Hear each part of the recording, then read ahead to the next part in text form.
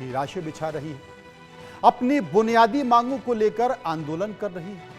PoK के आवाम पर general Asim Munir की सेना गोलीबारी कर रही है। हालत नाजुक बने हुए हैं। जनता आंदोलन बंद करने की तैयार नहीं और पाक सरकार बहरेमी से आंदोलन को कुचलना चाहती है। अब तक 12 आम लोग मारे जा चुके हैं, 200 से ज्यादा घायल हैं।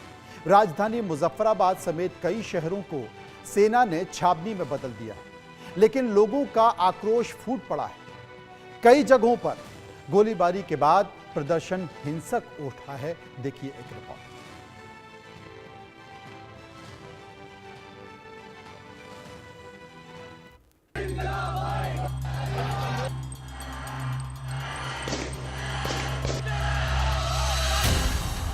तस्वीरें पाक अधिकृत कश्मीर की हैं। इन्हें देखकर सहज ही अंदाजा लगाया जा सकता है कि पीओके में हालात किस कदर बिगड़ गए हैं।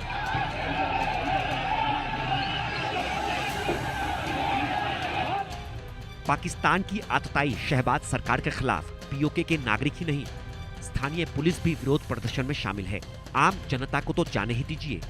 जब शहबाज सरकार अपनी पुलिस के साथ न्याय नहीं कर रही, उनकी समान वेतन और सुविधाओं की जायज मांगों को लंबे समय से अनसुना करती आई, उस सरकार से आम जनता उम्मीद ही क्या कर सकती है। जो दहशत करती है।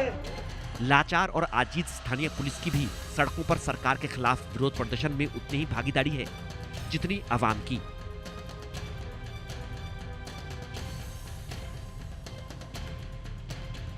पिछले 3 दिनों से हजारों की संख्या में सड़कों पर प्रदर्शन कर रही पीओके की निहत्थी जनता पर जनरल आसिम मुनीर की सेना राक्षसों की तरह टूट पड़ी है।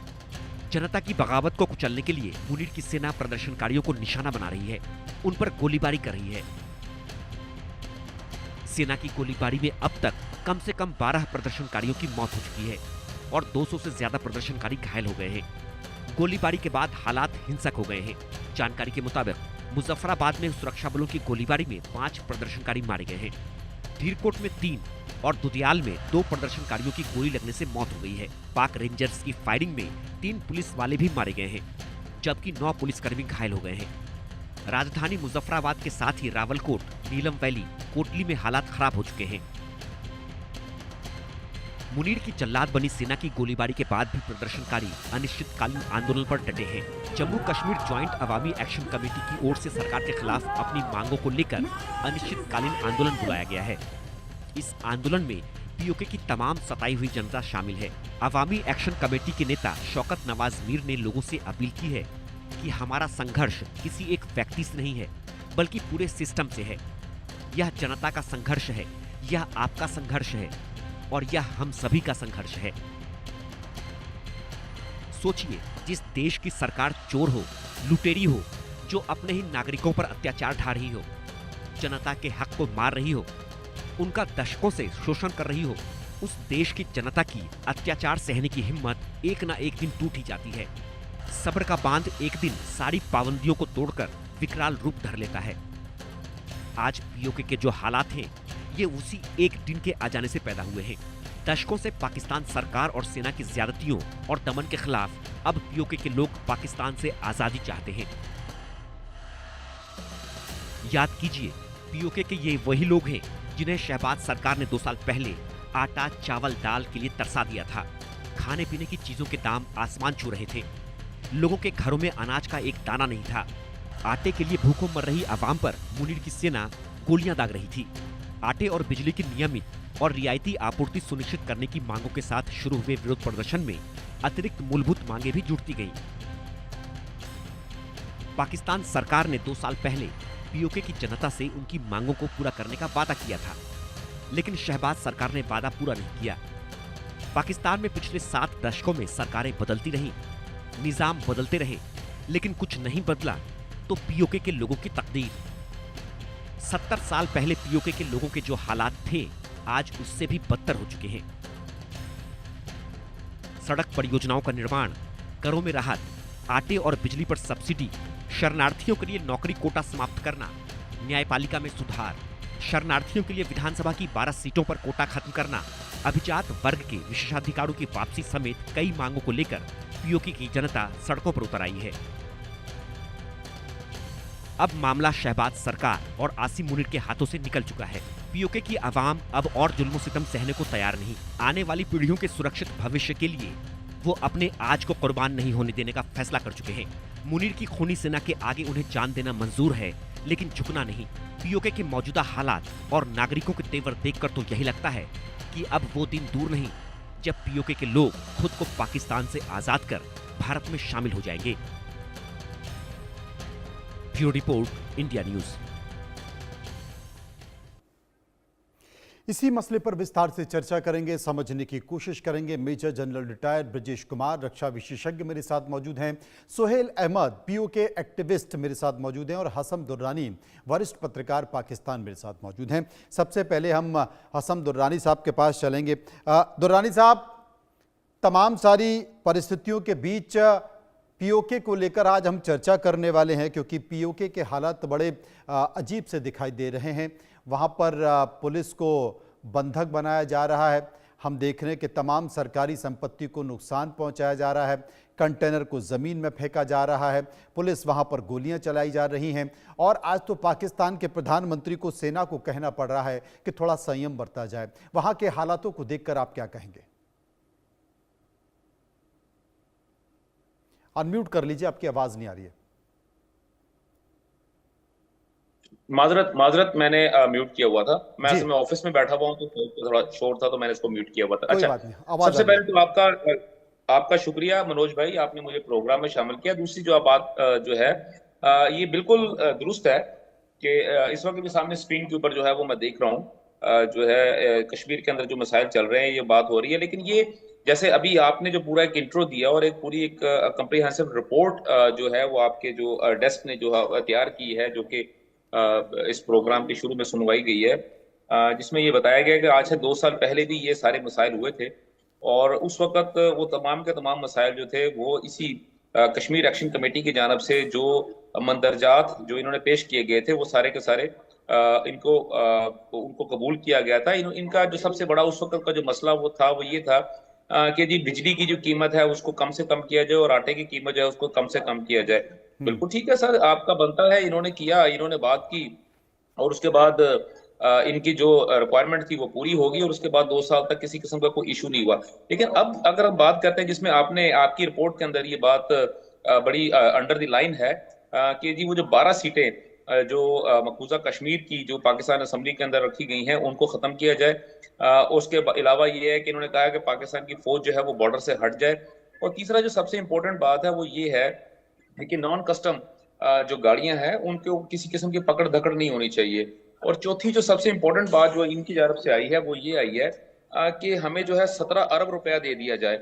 अब पाकिस्तानी 17 अरब रुपया ये मांग रहे हैं, वो किस गर्ज से मांग रहे हैं? आया कि वो कश्मीर की आवाम की सहूलत को या उनकी लाइफ जो है स्टैंडर्ड है उसको बढ़ाने के लिए मांग रहे हैं कि ये 17 अरब रुपया जो ब्लैकमेल करने के लिए मांग रहे हैं? चले, मैं इस बहस में भी नहीं जाता। लेकिन अब बड़ी छोटी सी बात है, अगर आप बात करते हैं, अगर कश्मीर की बात करते हैं, चाहे इसी तरह भारतीय जो है वो इंडियन ऑक्युपाइड कश्मीर है उसकी बात करते हैं, आप इसको पाकिस्तान को पीओके कहते हैं, हम इसकी बात करते हैं, तो दोनों जानब में अगर आप वहां पे किसी किस्म की लोगों को सहूलत मैसर कर रहे हैं या इसके अलावा और भी बहुत सारे भारत के अंदर जो इंटरनल उनके इश्यूज हैं वहां पे भी तो चीजें चल रही होती है, तो क्या स्टेट जो है उनको कंपनसेट नहीं करती? बिल्कुल करती है। इसी तरह पाकिस्तान में भी अगर स्टेट जो है कंपनसेट कर रही है, लेकिन ये जो ब्लैकमेलिंग वाली जो सिचुएशन जो इस वक्त एक्शन कमेटी की जानब से जो है बार बार जो है दिखाई जा रही है और खासतौर पे जो इनका जो एजेंडा है वो बड़ा क्लियर नजर आता है। पहली बात वो जैसे मैंने आपको बताया, बल्कि आपके ही प्रोग्राम के अंदर, आपकी रिपोर्ट के अंदर ये चीज बड़ी क्लियरली मेंशन हो चुकी है कि 12 सीटों को खत्म किया जाए, फौज को खत्म किया जाए। इसका मतलब क्या हुआ? अभी दूसरी जानब अगर हम देखते हैं तो हमारे जो यारान मन है, हमारे ये जो भाई बैठे हुए कश्मीर एक्शन कमेटी के, बिल्कुल ठीक है, हमारे लिए बहुत काबिल एहतराम है, लेकिन यारान मन जो है वो तो बात कुछ और कर रहे हैं। वो तो ये कह रहे हैं कि जो लास्ट टाइम जो सिचुएशन स्टार्ट हुई थी वो भी पीटीआई की जानब से ट्रिगर फोर्स जो थी या स्पार्किंग प्लग जो था वो पीटीआई थी, पाकिस्तान तहरीक इंसाफ थी। और अभी इस वक्त भी जो सिचुएशन जो नजर आ रही है हमें सामने, वो भी तहरीक इंसाफ के सरकर्दा अराकीन हैं जो कि कश्मीर के अंदर जो है वो उनकी जानब से बात हुई है, बल्कि उनमें से मेजोरिटी जो है वो इस वक्त भाग के वो तो केपीके के अंदर जा चुके हैं। तो अगर तो ये कश्मीर के अवाम का और खासतौर पर कश्मीर एक्शन कमेटी जो बात कर रही है, अगर ये इनका जेन्युइन इश्यूज है, तब तो सर इनके मसाइल जो हैं वो तो सर आंखों के ऊपर। लेकिन अगर जो पॉलिटिकल मोटिव्स हैं, खासतौर पे जिससे मैं बाप से बात कर रहा हूँ, वो जो तहरीक इंसाफ की जानब से या किसी और सियासी जमात की जानब से जो मसाइल अगर पैदा किए जा रहे हैं, तो डेफिनेटली उनको देखना पड़ेगा और उनको करार वाकई सजा देनी पड़ेगी। क्योंकि कोई भी शख्स जो है वो उसको इस किस्म की कोई सहूलतकारी या उसको आजादी नहीं दी जा सकती कि जी। वो अपने पॉलिटिकल मोटिव को पूरा करने के लिए किसी भी इलाके के अंदर, किसी भी खित्ते के अंदर जो है वो इस किस्म की शोरश को पैदा करे। और बाकी अब आपके सामने ही है, जैसे बलूचिस्तान के अंदर ये बीएलए जो था, और जब उनकी शोरश जो हुई है उसके बाद उनके साथ जो कुछ हो रहा है वो भी आपके सामने है। तहरीक तालिबान, ये जो जी। खवारिज हैं, जी। उनकी जानब से जो अफगानिस्तान से जो पाकिस्तान के अंदर आगे जो दहशतगर्दी करते हैं, उनके साथ जो कुछ हो रहा है वो भी आपके सामने है। उनको जो है ना करारा जवाब दिया जा रहा है। और अगर खुदा ना खास्ता अगर इस किस्म के कोई मसाइल यहाँ पे अगर हमें नजर आते हैं, तो डेफिनेटली उनको भी करारा जवाब दिया जाएगा, पहली बात। दूसरी बात, इसके अंदर आप मसलसल एक ही बात कर रहे हैं कि आसिम मुनीर की फौज जो है वो आसिम मुनीर की जो फोर्सेज हैं वो जुल्म ढा रही है। सर, आसिम मुनीर की फोर्सेज जो है वो इसमें बिल्कुल नहीं है। आसिम मुनीर साहब हैं, वो आर्मी चीफ हैं, आर्मी इसमें इन्वॉल्व नहीं है। ये तो सिर्फ पुलिस का ही इन्वॉल्वमेंट है। अभी जो एक जो डीएसपी साहब है जिनको इन्होंने अगवा कर लिया है, उसके अलावा जो बाकी जो पुलिस के एहलकार है जिनको इन्होंने ना सिर्फ अगवा किया बल्कि उनके कपड़े उतार के उनकी वर्दी जो है, यूनिफॉर्म जो है, उन्होंने उसको सड़कों के ऊपर टांगा हुआ है। तो आप उसको भी दिखाएं ना अपनी फुटेज के अंदर के ये वहां पे क्या कर रहे हैं। और खासतौर पर अभी इस वक्त जो मेरे राइट साइड के ऊपर अभी जो आपने फुटेज दिखाई है, मुझे एक साहब जो थे दाढ़ी वाले, वो तहरीक इंसाफ के बड़े सरगर्दा रुकन है। तो ये भी आप देख लें कि ये एक्चुअल इश्यूज जो है वो पॉलिटिकल इश्यूज हैं, वो भी एक सियासी समझ जमात के गया मैं। हैं। इमरान खान की, आपका ये कहना है जो पॉलिटिकल मोटिव है, लेकिन अगर आपने कहा कि अगर इनकी मांगे जायज़ हैं तो उस पर विचार किया जाएगा, मांगे जायज़ नहीं है तो ये देखा जाएगा कि कहीं इसमें कोई राजनीतिक सुगबुगाहट तो नहीं देखी जा रही है। मेरे साथ सुहेल अहमद पीओके एक्टिविस्ट हैं, मैं उनके पास भी चलूंगा। पीओके एक्टिविस्ट सुहेल साहब, मैं आपसे ये पूछना चाह रहा हूं, जिस बात का जिक्र हसन दुर्रानी कर रहे हैं, क्या आप उनकी बात से सहमत हैं?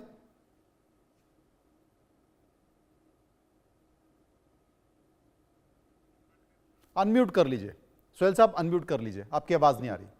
जी आ रही है मनोज जी? अब आपकी आवाज आ रही है, बोलिए प्लीज। जी मनोज जी, पहले तो आपका बहुत बहुत धन्यवाद, आपने मैं मुझे जी आपसे बात करने पहले मैं इनसे बिल्कुल इनको मैं कहना चाहूँगा सर, ये जो कह रहे हैं बिल्कुल सरासर, क्योंकि एक इनका ठीक है, इनका अपना मूल्य हो सकता है पाकिस्तान और को, लेकिन सर ये दुनिया जानती है कि मतलब कश्मीर में जो हुआ आज तक वो कौन कर रहा था, अभी जो पीओके में हो रहा है कौन कर रहा है, सबको पता है। ये किसी से छुपी हुई बात नहीं है कि मतलब कौन कर रहा है, ये पता है हमको ये, क्योंकि पाकिस्तान का मोटिव यही है सर कि मतलब कब मौका मिले, कहाँ पे गरीबों को मारना, बेचारे बेगुनाह लोगों को मारना, वो तो उसका काम ही है, वो मार रहा है। ये ऐसा नहीं कि वो जो कह रहे हैं आसिफ मुनीर की बात जो कर रहे हैं वो आसिफ मुनीर की फौज नहीं। कौन कह रहा है आसिफ मुनीर की फौज नहीं है सर? आसिफ मुनीर की फौज है, सब देख रहे, पूरी दुनिया देख रही है। और पीओके जो है, पीओके में ऐसे नहीं है, पीओके में हम रहते, हमारे रिलेटिव रहते, सब रो रहे हैं वहां पे। क्यों रो रहे हैं सब? वहां पे हालात जो है, वहां पे खाने को इतनी महंगाई है, लोग परेशान है वहां पे। लोग चाहते हैं कि हम हिंदुस्तान के साथ जाए, हम हिंदुस्तान में रहना चाहते हैं। वहां कोई नहीं रहना चाहता पाकिस्तान के, लोग जान चुके वहां पे। ना तो वहां कोई सरकार है, ना तो वहां पे कोई फौज। वहां पे पता है सबको कि वहां पूरा रूल जो चल रहा है इसका आसिफ मुनीर चला रहे हैं और वहां की आईएस चला रही है, सबको पता है। और ये बिल्कुल, मैं इनकी बात से, ये कुछ बातें इन्होंने सही किया, लेकिन मैं इनकी बात से बिल्कुल सहमत नहीं है। सब कुछ पता है, ये जो कर रहा है पूरी पाकिस्तान की आईएस आसिफ मुनीर करा रहा है। आपको रिसेंटली पता होगा कश्मीर में, मतलब जो कश्मीर पहलगाम अटैक हुआ था, उसका प्री प्लान पर प्रोपेगेंडा पूरा कहाँ पे बना? पहलगाम में गरीबों को मारा गया, क्योंकि वो इसलिए हुआ क्योंकि हम देख रहे हैं कश्मीर में, आप देखोगे कई 35 साल से हम जेल रहे हैं, हम लोग 1988 से जेल रहे हैं हम लोग। ये 47 में यही हुआ। 47 में अगर मतलब इंडियन अभी तब नहीं आती, महाराजा हरि सिंह के टाइम पे अगर वो लोग नहीं आते हमें सपोर्ट करने के लिए, सर आपको पता है सर क्या हालत हो जाती? क्योंकि उन्होंने उस टाइम किया कि भाई नहीं, हमको अभी जो कबाइल जिनने मतलब गरीब को, हमारे तब भी हमारे गरीबों बेगुनाहों को मारा ये लोगों ने। 1947 में भी ये क्या, वो भी वही कर रहे हैं, वो लोग उसी पे चल रहे हैं।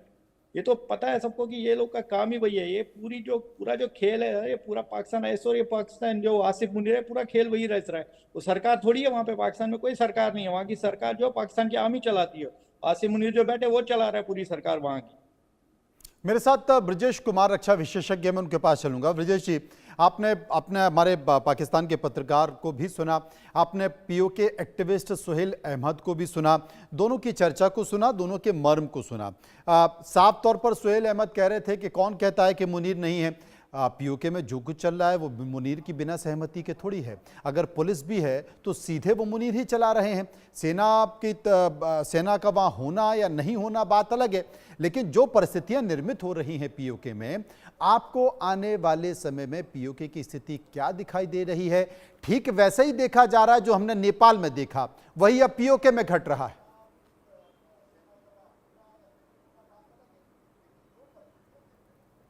मानो जी, ये जो इशू है पाकिस्तान का जी, आई थिंक ये बहुत ही दयनीय है। अब देखिए, पीओके के अंदर अनरेस्ट है, बलूचिस्तान में इंसर्जेंसी है, खैबर पख्तूनख्वा के अंदर अपने अलग क्या कहते हैं तहरीके तालिबान पाकिस्तान हरकत कर रहा है। उसके ऊपर से इकोनॉमी इतनी चौपट है कि मुश्किल से वो अपने गवर्नेंस चला पा रहे हैं। इस माहौल के जो पूरे निर्माता हैं वो पाकिस्तान आर्मी ही है, क्योंकि पाकिस्तान आर्मी पाकिस्तान को ओन करती है। जैसे बाकी जगहों में जैसे देश आर्मी को ओन करती है, यहां उल्टा हिसाब किताब है। जब से पहली बार याह्या खां कू पाकिस्तान आर्मी को कू में लेके आए थे, तब से अभी तक आप देख लें, डेमोक्रेसी नाम की चीज नहीं है, गवर्नेंस लैकिंग है। तो और हुकूमत ऊपर से चलती है। अगर आर्मी चीफ चाहता है तो एक पर्टिकुलर पॉलिटिशियन जीतता है, प्राइम मिनिस्टर बनता है, और खासकर चीफ मिनिस्टर बनता है पंजाब प्रोविंस का। दूसरा, पूरा पाकिस्तान पंजाबी डोमिनेटेड स्टेट है। लैंड एरिया तो कम है, मगर उसकी आबादी और इकोनॉमिक क्लाउड बहुत ज़्यादा है। जहाँ तक पाकिस्तान ऑक्यूपाइड कश्मीर का सवाल है, ये पाकिस्तान आर्मी हमेशा अपने पास रखना चाहती है, अपने चंगुल में रखना चाहती है। जिसके जितने नेफेरियस डिज़ाइंस हैं हमारे खिलाफ, जितने लॉन्च पैड रहे हैं, जितने घुसपैठियों के अड्डे रहे हैं, ट्रेनिंग रहे हैं, यहीं पे रहे हैं।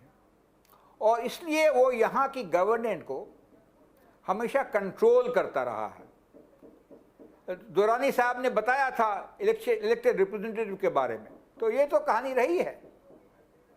अगर 53 सीट इनके पास असेंबली में हैं और 33 जीत के आते हैं, 12 इन्होंने रखी हैं जम्मू एरिया के रिफ्यूजीज के वास्ते, 6 रखी हैं कश्मीर के एरिया के रिफ्यूजी के वास्ते, बाकी नॉमिनेटेड है।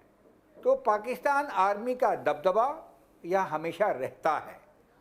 और जो हम अभी देख रहे हैं, ये lack of governance over a period of time, जिससे ये डिस्ट्रस्ट पैदा हुआ है। तो आबादी के, आवाम के बीच में और शासन के बीच में बहुत तगड़ा डिस्ट्रस्ट है, बहुत दूरी है। यहाँ भी कहते हैं prime minister of POJ&K, chief justice of POJ&K, मगर ये सब कहानियाँ हैं। एक्चुअल फैक्ट में पाकिस्तान के पंजाब प्रोविंस और आर्मी के नॉमिनेटेड उसको रूल करते हैं। तो इस माहौल में क्या होगा ये देखना पड़ेगा। और हम ये समझते हैं कि वहाँ के जो लोग हैं, खासकर जो जेन जेड कहते हैं, युवक हैं, नवयुवक हैं, युवतियाँ हैं, दुनिया से जुड़ी हुई हैं इंटरनेट के जरिए। हमने अभी देखा है काठमांडू में क्या हुआ है, हमने ये भी देखा है पिछले साल बांग्लादेश में क्या हुआ जी। और मैं समझता हूं वो दिन दूर नहीं जब यहां भी इस तरह की हरकत होगी। बिल्कुल, ये तमाम सारी परिस्थितियां दिख रही हैं और इन परिस्थितियों के पीछे है कौन, ये भी साफ तौर पर दिखाई दे रहा था। पीओके के जो तस्वीरें हैं, जो वीडियो हैं, वो हम अपनी टीवी स्क्रीन पर दिखा रहे हैं और ग्राफिक के जरिए मैं आपको कुछ समझाने की कोशिश करूंगा कि आखिर पीओके में ताज़ा हालात क्या हैं। लोगों पर पाकिस्तान की सेना का कहर जारी है। भारी खून खराबा वहां पर हो रहा है और सेना वहां पर गोलीबारी कर रही है क्योंकि उसे वहां पर कंट्रोल करना है चीजें। मुरीदाबाद में लाल चौक पर करीब 2000 लोग धरने पर बैठे हैं। मुरीदाबाद लोग पहुंच रहे हैं और जो लोग पहुंचे हैं वहां पर उन लोगों को हटाने के लिए सेना ने फायरिंग की है, जैसा कि आप तस्वीरों में देख रहे हैं, ग्राफिक के जरिए देख रहे हैं। इसके साथ साथ कौन कौन से इलाके हैं, मीरपुर है, कोटली है, रावलकोट है, बाग है, बाग के साथ दुदियाल है, ये तमाम इलाके हैं जहां पर फायरिंग की गई है। और सबसे बड़ी बात है कि इस फायरिंग के साथ साथ वहां पर अब सरकार के खिलाफ लोगों में गुस्सा हो गया है। महंगाई से बात शुरू हुई थी, ये बात शुरू हुई थी आटे से, फिर बात पहुंची बिजली तक, फिर बात पहुंची कि आप पीओके में जो तमाम संसाधन है उसका इस्तेमाल पीओके के लोगों के लिए क्यों नहीं हो रहा है। इतना ज्यादा दखल वहां की सरकार का है, वो पूरा इलाका, उस पूरे इलाके में वहां पर लोकल के लोगों की बजाय जो सरकारी मशीनरी है वो भी पंजाब का डोमिनेशन वहां पर देखा जाता है। असल में आवामी एक्शन कमेटी का जो आरोप है वो आरोप है, एक बार वो भी आपको दिखा देते हैं। आवामी एक्शन कमेटी ने मुनीर सेना को डायन बताया है और ये डायन बताकर विरोध हो रहा है।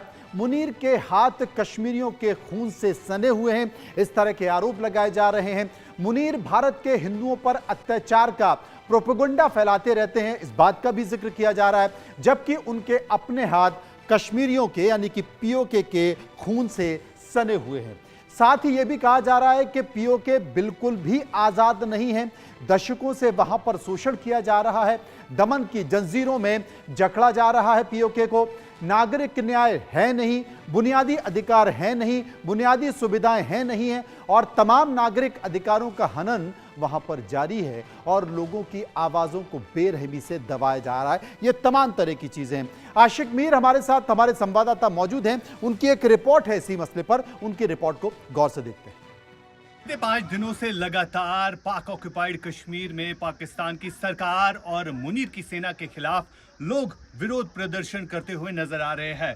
इन प्रदर्शनों में अभी तक 12 लोगों की मौत हुई है और 100 से अधिक लोग जो है इस समय अस्पतालों में जो है उनका इलाज चल रहा है। और सबसे बड़ी बात यहाँ पर यह है कि बीते कई दिनों से जो शटडाउन है, दुकानें बंद है, इंटरनेट जो है वो बंद कर दिया गया है ताकि जो पीओके की आवाज़ है वो विश्व भर में ना जाए। लेकिन जिस तरह से पीओके में लोग जो है खुलकर मुनीर की सेना को धकेल रहे हैं और कई सारे ऐसे वीडियोस जो है सामने आए हैं जिसमें पाकिस्तानी पुलिस और कहीं ना कहीं जो आर्मी है उनको जो है अब टारगेट किया जा रहा है। कई सारी गाड़ियों को अभी तक जो है जलाया गया है। यानी हालात जो है अब खैबर पख्तूनख्वा बलूचिस्तान के बाद अब पीओके में काफ़ी ज़्यादा जो है ख़राब होते हुए नज़र आ रहे हैं। लेकिन पाकिस्तान की सरकार कहीं ना कहीं लोगों की जो मांगे हैं उनको पूरा करने में नाकाम हुई है, क्योंकि ये आज ही की बात नहीं है बल्कि इससे पहले भी कई बार पीओके के लोगों ने अपनी मांगों को लेकर प्रोटेस्ट किए। लेकिन आज जिस तरह से ये प्रोटेस्ट चल रहे हैं, ये प्रोटेस्ट थमने का नाम नहीं ले रही है। लेकिन सबसे बड़ी बात यहाँ पर ये भी है,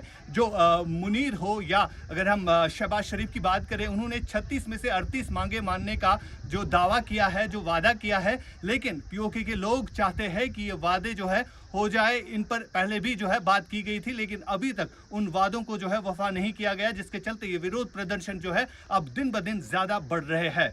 इंडिया न्यूज के लिए श्रीनगर से आशिक मीर। मेरे साथ पाकिस्तान के पत्रकार हसन दुर्रानी मौजूद है। हसन दुर्रानी साहब, असल में सरकारें इकबाल से चलती हैं और इकबाल कैसे होता है? वहां की सरकार, वहां के वजीर आलम, वहां की सेना, वहां की पुलिस और वहां का प्रशासन, अगर इनका इकबाल खत्म हो जाए, लोगों का डर खत्म हो जाए तो यह बड़ी खतरनाक स्थिति होती है। और पीओके में तो अब सरकार के खिलाफ, सेना के खिलाफ, पुलिस के खिलाफ, मुनीर के खिलाफ, शहबाज के खिलाफ आरोप लग रहे हैं, नारे लग रहे हैं कि खून रंग लाएगा और इंकलाब आएगा। कितना खतरनाक? जी देखिए मनोज, आप जो बात कर रहे हैं वो बिल्कुल आपके हिसाब से बिल्कुल दुरुस्त है और जो रिपोर्टिंग आप कर रहे हैं वो भी बिल्कुल दुरुस्त है। लेकिन मैंने 2-3 पॉइंट्स जो थे, जो मैंने अपने पहले आपके सवाल के जवाब में जो मैंने अपने पॉइंट्स छोड़े थे, उन पॉइंट्स का जवाब जो था वो एक्शन कमेटी के जो हमारे जो दोस्त हैं, हमारे भाई हैं, उनकी तरफ से कोई जवाब नहीं आया। उनकी तरफ से एक ही बात आई है कि नहीं जी, क्योंकि ये आसम मुनीर कर रहा है, पाकिस्तान ये कर रहा है, पाकिस्तान वो कर रहा है। देखिए, इस किस्म की जब गुफ्तगू होगी तो लामोहल्ला पाकिस्तान के अंदर भी जो है ना चाहते हुए भी एक जो है एक लोगों का बयानिया बन जाता है या नैरेटिव बिल्ड हो जाता है कि ये किसी एजेंडे के ऊपर बात कर रहे हैं। देखिए, जिस तरह मैंने आपसे पहले बात कही है और मैं इसके ऊपर अभी भी बिल्कुल उसके ऊपर मैं अभी बिल्कुल मेरे फुटेज बहुत स्ट्रांग है मेरी कि अगर तो इनके अपने कोई इश्यूज हैं और जेन्युइन इश्यूज हैं तो डेफिनेटली उन पे बात होगी और उनको रिजॉल्व किया जाएगा। क्या इससे पहले 2 साल पहले जो था ये मसले नहीं हुए थे? उस वक्त जो इनके मसाइल थे उनको रिजॉल्व कर दिया गया था। लेकिन जो सबसे बड़ी प्रॉब्लम इस वक्त आ रही है, जो मैं आपसे बार बार एक बात कर रहा हूँ कि 17 अरब रुपया किस चीज का वो मांग रहे हैं। पहली बात तो ये है, हालांकि अगरचे के अगर क्या 17 अरब रुपए से कश्मीर जो है वो रातों रात जो है वो काया पलट जाएगी। उन्होंने कहा कि ये एक इंटरनेशनल लेवल का एयरपोर्ट जो है वो बना दिया जाए। ठीक है, बना देते हैं। सर अब मुझे बताएं कि क्या इंटरनेशनल जो लेवल का जो एयरपोर्ट है वो जो है एक रात के अंदर बन जाएगा? तो टाइम तो लगेगा, चीजें तो लगेंगी ना। हाँ, फिर उसके बाद ये कहा जाता है कि जनाब आपने, जिसका मैं दोबारा आपको मैं उस चीज को दोबारा मैं उसमें ऐड करता हूँ, जो सीटों की जो इन्होंने कहा उनको खत्म किया जाए, फौज को वहां से निकाल दिया जाए। फौज बॉर्डर के ऊपर खड़ी है, शहरों के अंदर नहीं है। तीसरी बात यह है कि आपको कौन सी ऐसी चीज की रिक्वायरमेंट है जो आप चाह रहे हैं कि जनाब नॉन कस्टम गाड़ियां जो है वो उनको पकड़ाना जाए। आपके कारोबार जो है वो तबाह हो रहे हैं। क्यों? क्योंकि आपने चोरी चिकारी की काम कर रहे हैं, नॉन कस्टम पेड गाड़ियां अगर आप लेके फिर रहे हैं। और अगर सरकार जो है दुनिया में किसी भी आप सरकार में चले जाएं, क्या भारत के अंदर नॉन कस्टम पेड गाड़ियां जो चलाने की इजाजत है? वो कौन सा ऐसा इलाका है कोई जहां पे आप भारत जो है भारत सरकार जो उसको इजाजत देगी? लेकिन ये छोटी छोटी 2-4 चीजें ऐसी हैं जो कि प्रॉब्लम क्रिएट कर रही हैं। तीसरी सबसे बड़ी बात यह है कि क्या इनके बंदे जो हैं वो बार बार वो जो है वो केपीके में क्यों जाते हैं? केपीके में क्यों जाते हैं जहां पे सिर्फ सिर्फ तहरीक इंसाफ की हुकूमत है?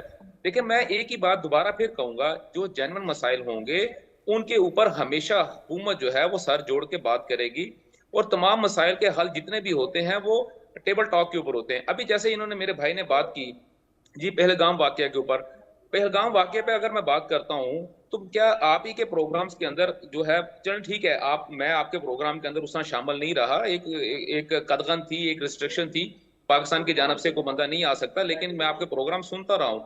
क्या अभी तक भारत की जानब से कुछ शवाहद जो है वो मुहैया किए गए हैं, सबूत दिए गए हैं? हमें तो यहाँ तक बताया गया है कि दुरानी साहब जो आपके जो टेररिस्ट तीनों मारे गए, जो तीनों टेररिस्ट मारे गए, सर मैंने सबकी बातें बड़े आराम से सुनी, काइंडली मेरी बात भी सुन लेना। आप सुनिए पहले, जो तीनों टेररिस्ट मारे गए पाकिस्तान आर्मी का टेररिस्ट, उससे सबूत, बड़ा सबूत क्या चाहिए आपको? जो टेररिस्ट मारे गए पाकिस्तान आर्मी का था, वो उससे बड़ा सबूत क्या चाहिए आपको? वो यहाँ पे क्या कर रहा था हमारे इधर? जो पाकिस्तान टेररिस्ट आर्मी, जो पाकिस्तान का मारा गया वो पाकिस्तान टेररिस्ट था, वो यहाँ क्या कर रहा है? आपको मैं कहता हूँ, सुनिए मैं आपको सीधा कह रहा हूँ, एक ही बात कह रहा हूँ। अगर आपके पास सुनिए सर, सुनिए, हमने पिछले 35 साल से जेला है, ये पाकिस्तान की मार हमें पिछले 35 साल से जेल है सर। सुनिए आप मेरी बात।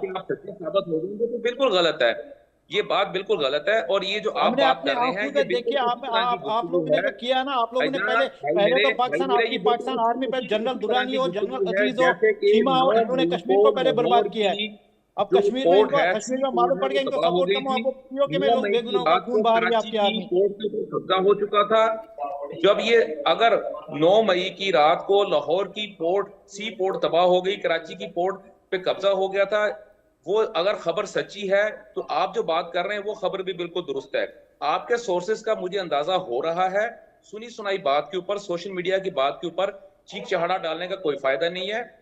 आप अगर दलाइल के साथ बात करना चाहते हैं तो मैं आपकी हर बात सुनने को तैयार हूं, आपकी हर बात का जवाब भी दूंगा। लेकिन जो भारत है ना, भारत सुनिए, भारत है ना, भारत लेके बैठे, आपके पास किसी बात का नॉलेज नहीं है, आपके पास की किसी बात का कोई सिर पैर नहीं है, आप मुसलसल झूठ बोलेंगे तो लामहल्ला आपके ऊपर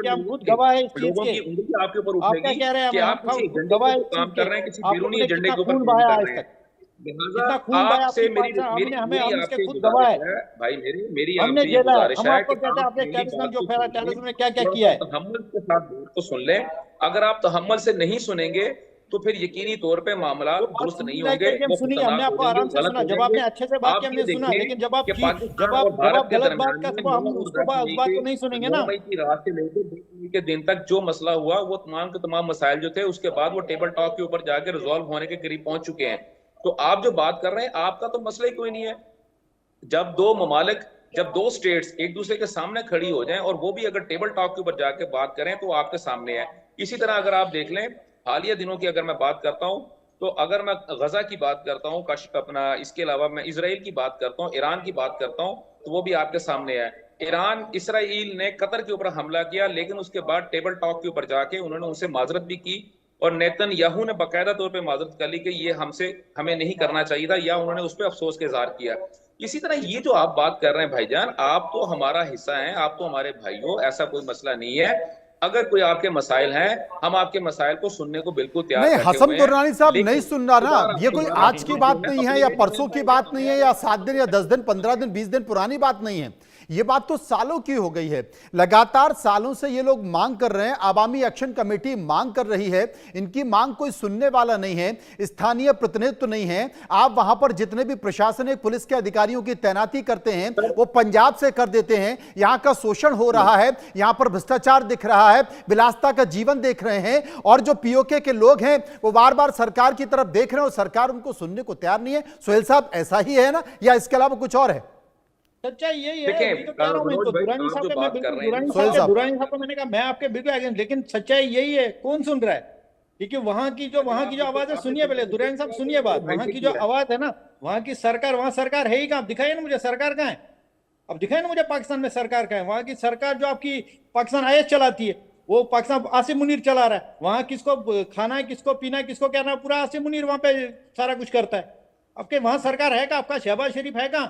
बताइए ना मुझे। शहबाज शरीफ तो उसका गुलाम है, आसिफ मुनीर का। मेरे इस भाई कौन सा आपका प्राइम मिनिस्टर वहां एक पे? ही बात साबित हो रही है, मेरा भाई सांस अंदर लेता है, आसम मुनीर, सांस बाहर निकालता है, आसम मुनीर, सांस अंदर लेता है, आईएसआई, सांस बाहर निकालता है, आईएसआई। तो इसका मतलब वही क्या कर रहे हुआ हैं कि सब। ये पूरा चाहे सुनिए, चाहे मेरे कश्मीर हो भाई या को पीओके हो, आसम मुनीर सब और सब वही पाकिस्तान कर रहे हैं। आर्मी का फोबिया हो चुका है, और इस फोबिये का इलाज कहीं पे भी नहीं है। जैसे वो कहते हैं ना, हकीम लुकमान के पास मां सिवाय मौत का बहुत सारे इलाज आ चुके थे, इसी तरह ये जो फोबिया मेरे भाई को हो चुका है, इस भाई का इलाज भी नामुमकिन है।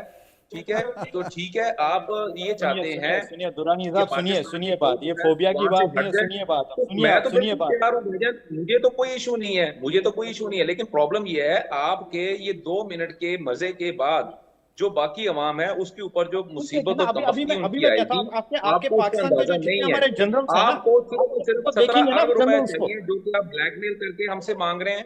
आपको नॉन पेड कस्टम गाड़ियां, जो है नॉन कस्टम पेड गाड़ियां, आपको उनकी यहाँ पे मैनेजमेंट चाहिए, आपको उनका कारोबार चाहिए, आपको बिजली मुफ्त में चाहिए जो कि आपको ऑलरेडी मिल रही है, आपको आटा मुफ्त में चाहिए जो कि आपको इंतहाई सब्सिडाइज कीमत के ऊपर आपको मिल रहा है, आपको सड़कें चाहिए जो कि आपको सड़कें मिलनी शुरू हो गई हैं। उसके बावजूद भी अगर आसम मुनीर आपके हवासों के ऊपर सवार है, तो भाई मेरे इसका इलाज जो है अल्लाह की जात के किसी के पास भी नहीं है।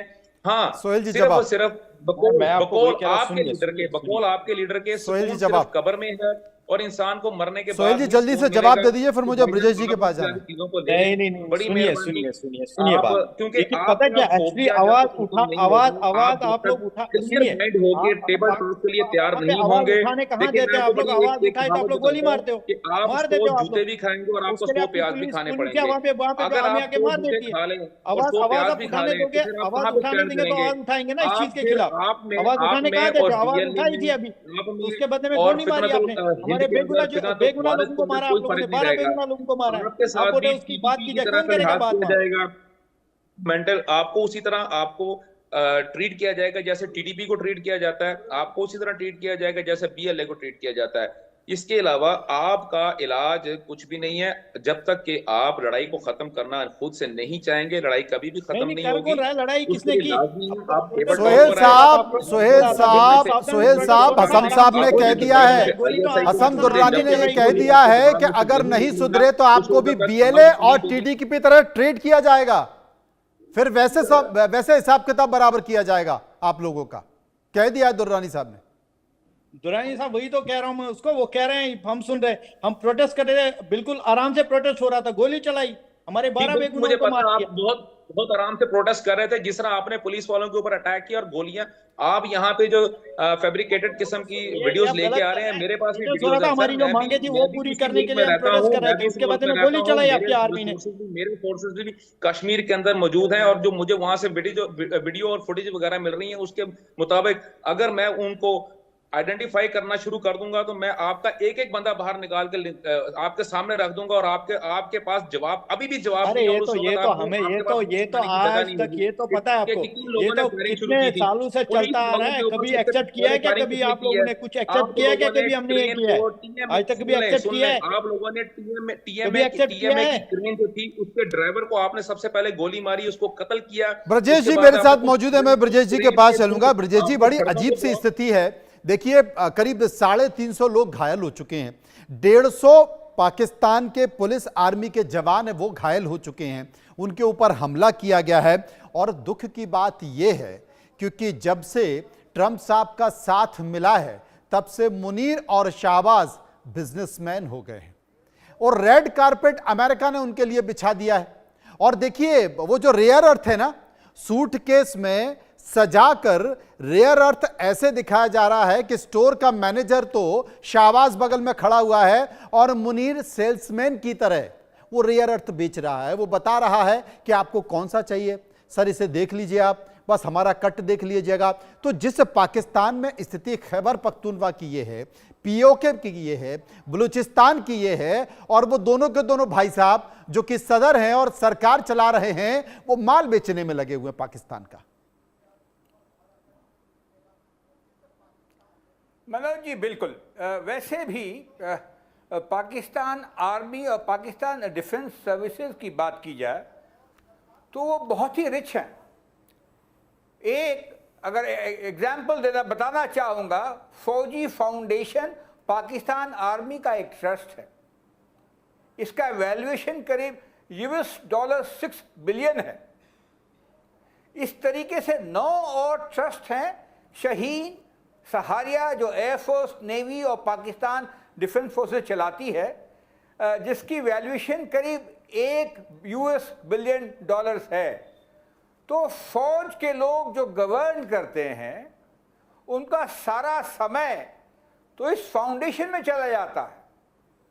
फाउंडेशन में क्या क्या है? डिफेंस हाउसिंग बोर्ड्स हैं हर एक बड़े शहरों के अंदर, एग्रीकल्चर फार्म्स हैं, बैंकिंग इंडस्ट्रीज है, लॉजिस्टिक्स है।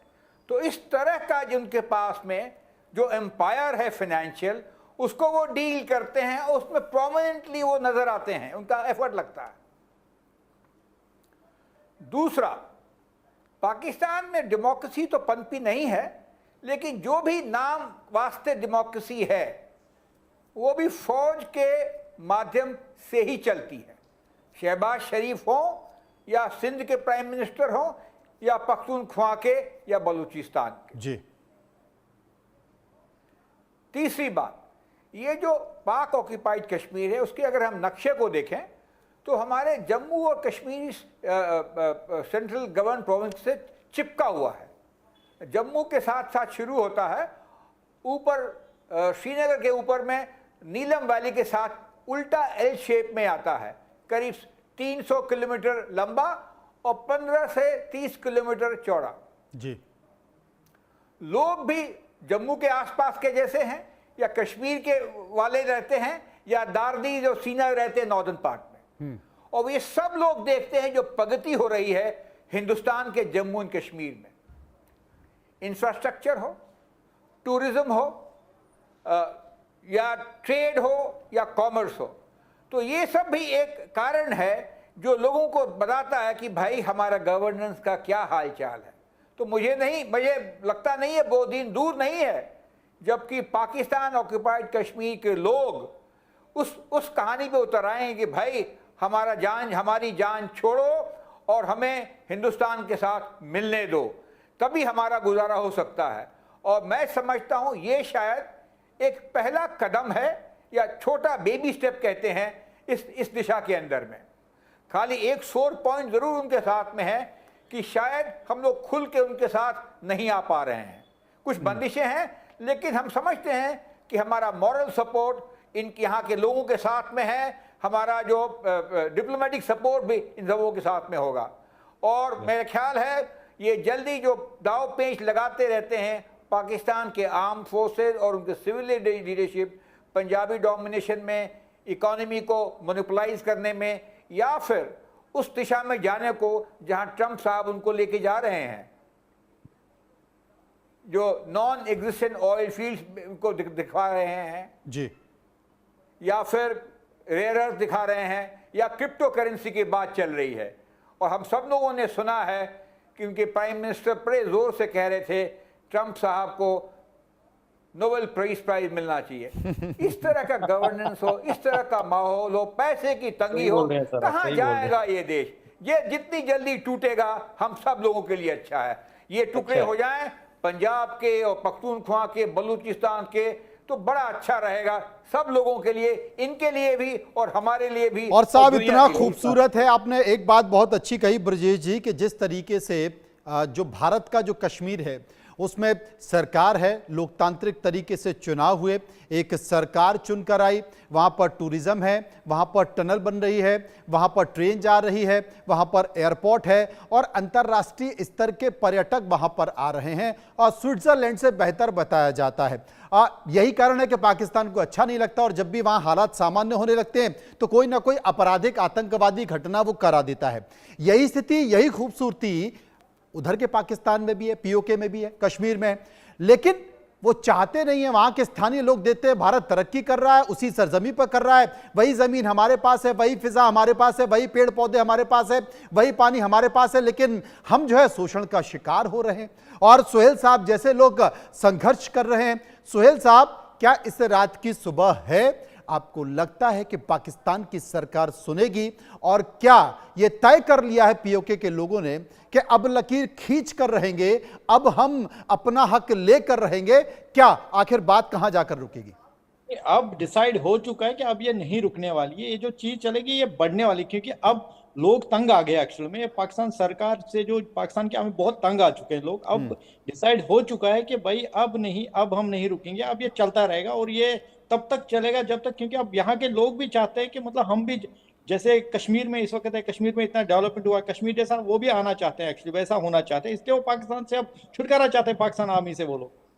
तो ये अब नहीं रुकेगा, ये अब नहीं, लेकिन नहीं रुकेगा सुहेल साहब, नहीं रुकेगा तो जैसा कि हसन दुर्रानी कह रहे थे कि नहीं रुकेगा तो फिर आपकी गिनती भी हम बीएलए में टीडीपी जैसे संगठन में कर देंगे, आपके साथ भी पाकिस्तान की सरकार वही करेगी, आपको भी कुचलेगी, आपको भी सेना के मुहाने पर खड़े कर दिया जाएगा। पाकिस्तान वो कैसे, वो लोग की भाषा बोल रहे हैं वो, जब लोग, जब पब्लिक जब आती है ना, फिर सबकी बोलती बंद होती है। और अभी एक गुजारिश तो हम ये भी करेंगे, आपके माध्यम से गुजारिश करेंगे कि हमको यहाँ सपोर्ट चाहिए, क्योंकि हम अक्सर बोलते रहते कि मतलब हम भी एक्चुअली हिंदुस्तान का ही हिस्सा है पीओके, तो हम भी हिंदुस्तान के साथ ही रहना चाहते हैं। मुझे लग रहा है हमें भी सपोर्ट चाहिए हिंदुस्तान सरकार का, ताकि हम भी ये जालिमों से हमें छुटकारा मिले। यहाँ पे मेन मकसद वही है। ये बड़ी चीज है, बड़ी चीज है। आप इस बात का जिक्र कर रहे हैं, लेकिन कभी कभी पीओके से आजाद कश्मीर की बात भी आती है। ब्रजेश जी इसका जवाब बेहतर तरीके से देंगे। ब्रजेश जी, एक मिनट सर, मैं जैसे सर अपने मेजर जनरल साहब है, आपने देखा होगा सर, हमारे हिंदुस्तान है, हिंदुस्तान के इतने अफसर सर, जनरल रैंक के अफसर भी रिटायर हुए हैं सर। वो मतलब एक मुश्किल से वो रिटायरमेंट के बाद आप देखेंगे सर, एक घर बना पाते हैं वो अपना, या तो वो कहीं किराए के घर में रहते हैं। हमारे पाकिस्तान के फौजी ये कह रहे थे, दुरानी साहब भाग गए ना, मैं इनको बोलता पाकिस्तान के जितने जनरल है ना सर, जो भी रिटायरमेंट के बाद इनका देखा फॉरेन से हर जगह इनकी प्रॉपर्टीज है, आता कहां से है सर? नहीं, ये बात तो सही है कि पाकिस्तान के जितने भी मेजर जनरल रिटायर्ड होते हैं या जनरल रिटायर्ड होते हैं वो पाकिस्तान में नहीं रहते, वो विदेशों में चले जाते हैं, उनके बच्चे विदेशों में होते हैं और अरबों खरबों की प्रॉपर्टियां उनके पास होती हैं। और आपने ठीक कहा कि हमारे जब मेजर जनरल रिटायर्ड होते हैं तो बड़ी मुश्किल से एक घर बना पाते हैं, लेकिन फक्र के साथ सर उठाकर चलते हैं कि हमने देश के लिए जो किया उस बात को लेकर हमें फक्र है और यही उनकी कमाई भी है। हाँ सोहेल साहब, पीओके में भी यही चाहिए, ऐसे ही लोग चाहिए जो, जैसी हमारी भारत की सेना ईमानदारी से काम करती, ईमानदारी से हर एक चीज करती, वैसी सेना यहाँ नहीं है सर। तमाम अंतरराष्ट्रीय पाबंदियां और तमाम अंतरराष्ट्रीय कानून भी हैं, लेकिन उन कानून के बीच एक बार ब्रजेश जी से समझ लेते हैं। ब्रजेश जी, पीओके में आवाज आती है कि भारत को हाथ बढ़ाना चाहिए, हम भारत की तरफ आना चाहते हैं, भारत को हाथ बढ़ाना चाहिए। कुछ दिनों पहले राजनाथ सिंह ने भी इसी तरह का स्टेटमेंट दिया था। उन्होंने कहा था कि एक दिन पीओके से आवाज आएगी कि हम भी भारत के हैं। लेकिन जब पीओके के लोग चाहते हैं और भारत ये चाहता है तो परेशानी कहां है, दिक्कत कहां है? क्या कोई अंतरराष्ट्रीय कानून की बाधाएं बीच में आती हैं? क्या वाकई ये संभव है जिसका जिक्र राजनाथ सिंह भी कर रहे थे और जिसका जिक्र सुहेल अहमद भी कर रहे हैं?